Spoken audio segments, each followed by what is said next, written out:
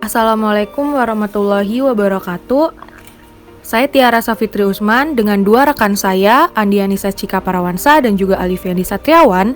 Kami akan menyampaikan progres minggu pertama kami, yaitu perancangan implementasi budidaya tanaman kangkung dengan sistem Internet of Things.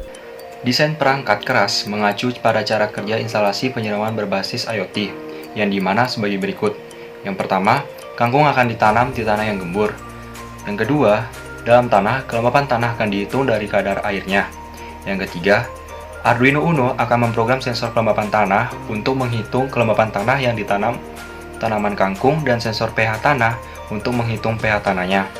Yang keempat, bila kelembapan tanah dan pH tanah sedang kurang stabil, sensor kelembapan tanah dan sensor pH tanah otomatis memberitahu informasi dan alat penyiraman otomatis secara bersamaan. Kemudian, sensor ultrasonik juga akan memberi notifikasi tentang ketinggian dari tanaman kangkung.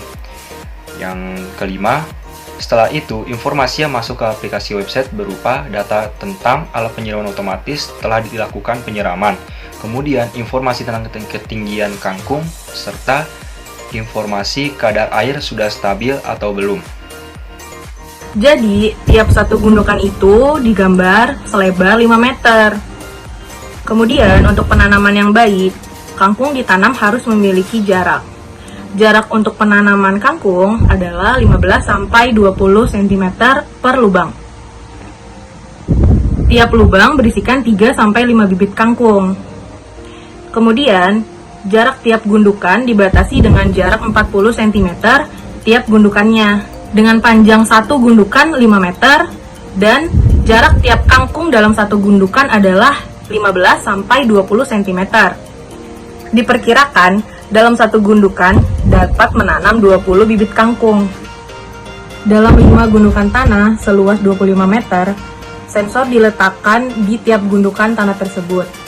Arduino Uno yang sudah terhubung dengan sensor kelembapan tanah dan sensor pH tanah akan langsung menggerakkan pompa air sehingga menyala. Menggunakan database Firebase dan keluaran yang dihasilkan ditampilkan dalam bentuk website.